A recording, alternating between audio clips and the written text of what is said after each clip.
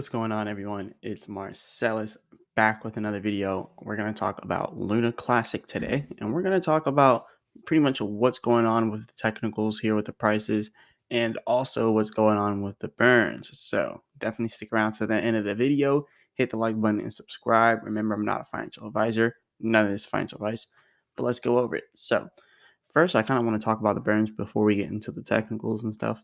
But you can see over here a lot of people, they're really waiting for something big to happen here at Luna Classic. I mentioned inside of all of my previous videos and even my live streams that this was probably going to happen. We're not just going to take off immediately off of the burns. It's just not going to happen like that unless there is the burns for every single transaction. And even at that, burns actually logically reduce the volume for every single crypto out there. Anything that has a tax on it, the volume is then going to be reduced. So that's just something that everyone should have expected. But a lot of people weren't expecting for us to not just immediately take off from this. But anyways, as you're looking through here, you're seeing, a lot of people are still waiting for something big to happen. But I think that people should really appreciate what Luna Classic is already doing. Look at this. Look at how it's stabilized here. It's leveled out. So this is also, look at all of this volume too. It's a lot of volume. Still 1.1 billion in volume this whole time and 700 million in volume over here. Now 500 million and then 437 million. But notice how when the burn happened, the volume did start to slow down. But look, as the volume started to slow down, you can still see it's still stable. The price is still stable around the same levels, but the volume is just a little bit lower. So I think that's actually very impressive. Like, look, 437 million in volume, and then at that same price, you can see over here on the 18th, we had like 500 something million, and a little bit below that, we had another one around 852 million, a little bit above it, really. But yeah, there's still a lot of volume. So I definitely think this is still impressive. And the fact that it's still trading sideways and not going all the way down, that's very impressive. So big shout out to the Luna Classic community because that's actually impressive to hold that strong line there, that strong support. But anyways, over here, a lot of people are still trying to push Binance to implement this. And this is something, actual tweet from Binance, CZ Binance. And he said their blockchain needs to implement the burn first. And they're talking about Luna Classic here. And yeah, and Luna Classic obviously implemented the burn. So now people are waiting for Binance to do this. And I think when Binance finally does this, I don't think it's going to continue I don't think it's going to have a huge pump and a huge, it's going to have a huge lasting impact, but it's not going to have a huge pump based off it because it's a 1.2% tax burn. So people are obviously not going to, just start transferring all of the money over there so they can give away 1.2%. Let's be honest. But what people see is now everyone who does want to transfer their money is now paying that 1.2% tax. So it should be lowering, the circulating supply. But when you do look at it, I mean, you can see this. The proof is here. I mean, whenever you have a tax burn like this, it's always going to slow down volume. So that's kind of why I knew, like way before this happened, that we're just not going to continue to have these huge pumps when the burn happens. It just doesn't happen like that. Smart money is not going to like intentionally burn their money and throw it away. That's pretty much what you're doing when you're complying to tax burns like this and you're trading on those tax burns. That's why I don't trade baby Doge. I buy and I hold baby Doge. But also with Luna Classic now, it's kind of be the same thing. People are gonna buy and they're gonna hold Luna Classic. They're gonna stake Luna Classic. They're not gonna necessarily want to send Luna Classic between wallets. They're not gonna necessarily want, if they implement the 1.2% tax burn for buys and sales as well. They're not gonna just want to day trade it unless they're getting more than 2.4% per trade. So then they can actually be profitable. So we got to look at the logistics here and just know that things are going to slow down a little bit here, but it's stabilizing, which is good because Luna Classic, obviously, when it was Luna, it was not stable. We just had a huge drop here. It was stable until we had the huge drop. And I'm trying to bring it up here, but yeah, this drop here, it was stable until we had that. But yeah, I'm not too worried about Luna Classic right now. I'm not too worried about it dropping huge because people are so strong in this. They're buying it, they're staking it, they're keeping their money in it. Not many people are going to want to move it because of the burns. And 5.2 million burns compared to when we're having a bunch of volume inside of Luna Classic, you can see exactly what it was doing. It was doing like 96.3 million in a day. It was doing back here like 26 million, 19 million. So it's going to continue to go lower and lower. As we go on with time, we're going to see less burns, and that's going to result in less, the circulating supply not going down as much, as well as people unstaking their coins. You can actually see actually 5.886 billion here.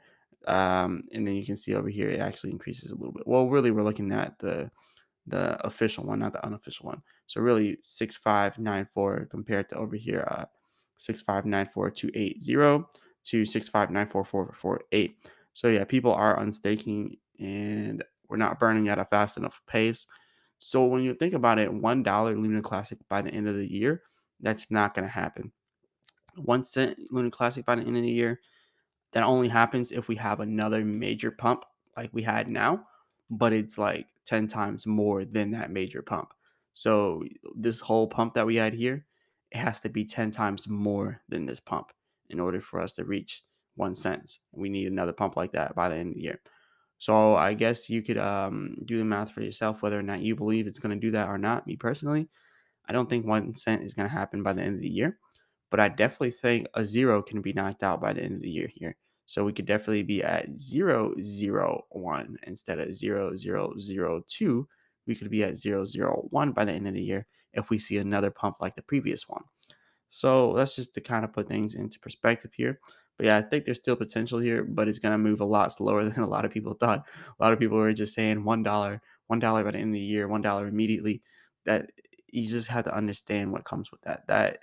That's a whole of 6.5 6.5 trillion inside of market cap. Like that, it doesn't happen like that. Things like that don't happen.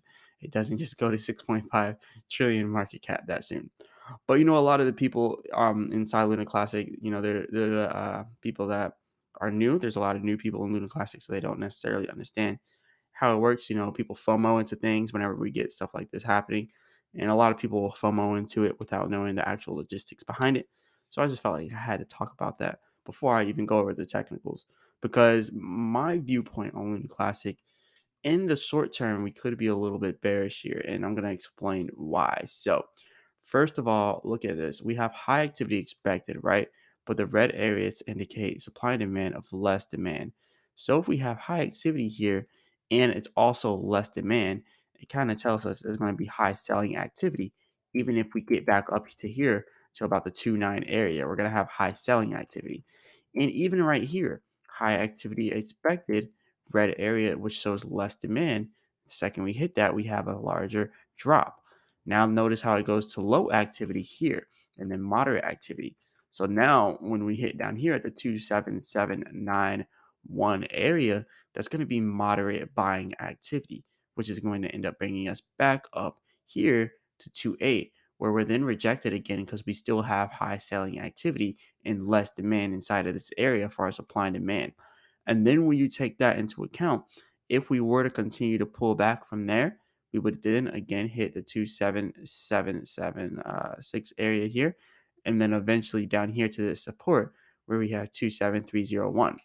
Now it's also showing we have low activity expected for institutional investors, yet our supply and demand is green here, so it's showing more demand. So for retail traders, it's pretty much showing us that retail traders are demanding more Luna Classic when it gets down to this area of 27297. But the institutional investors, they're then having lower activity. They're not really dealing with Luna Classic too much at that point. They want it to go lower. And you can see it through all these levels. There's high selling up here. There's high selling over here for the institutional investors. It shows that institutional investors want Luna Classic to be lower. So they're not going to really do much until it goes lower. And you're also seeing over here, there's still less demand for our supply and demand up here. So we're still seeing less demand from Luna Classic all the way from 3.3 down. So this kind of tells us the next area for Luna Classic. Let's go ahead and pull out the 15-minute chart. The next area for Luna Classic is expected to be around 2.4. Now, yes, we do have high activity here as it says, but look, we have a red area which is less demand, so it's kind of high selling. Then it also says high activity here. So we're still having a little bit of high activity. That's why we're fluctuating between these levels. And that's why you're seeing us hold the support so well, because the retail traders are actually holding really well, which is surprising. A lot of cryptos cannot build a community like this and hold that well for such a long period of time. Like just the way it's trading sideways like this. and for it to just not completely take off on the day everyone was expecting it to take off. If this was Dogecoin, we probably would have seen a huge drop, just like how Doge Day 420 happened, how all this other stuff, the Elon Musk thing happened. Like people were expecting it to jump that day, instead it dropped dramatically.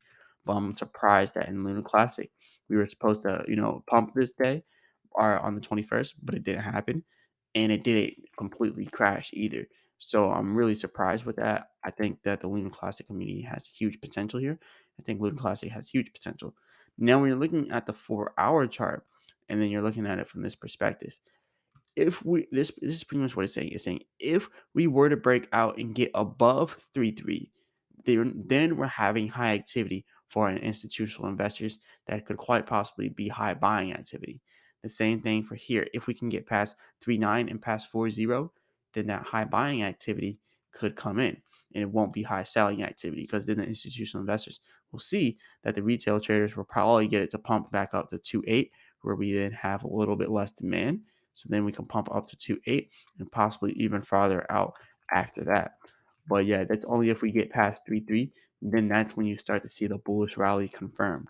But right now, what it's looking like, the way that we can't really stay above this area here, and now you're seeing red forming up here, indicating less demand in this area, it kind of shows us that Lunar Classic is probably more so likely to go back down to the support, which is around 1500. So we could see Lunar Classic pulling back down here. I know a lot of people don't want to hear that, but it's not going to immediately do that, by the way. Like 2-4, because as you can see with the 15-minute chart, 2-4 is that immediate support line down there, all the way down there. That 2-4 support, this is the whole 2-4 support here. And we actually met the 2-4 support way back here on the 15th of September. And that's probably going to be our next support for now. And you can see 2-4 was also a major point of resistance for us back in early September, when we finally broke out and started to have that bullish rally. So 2-4 is very significant. It's not just going to immediately go down to 1-5. First, it would probably hit 2-4.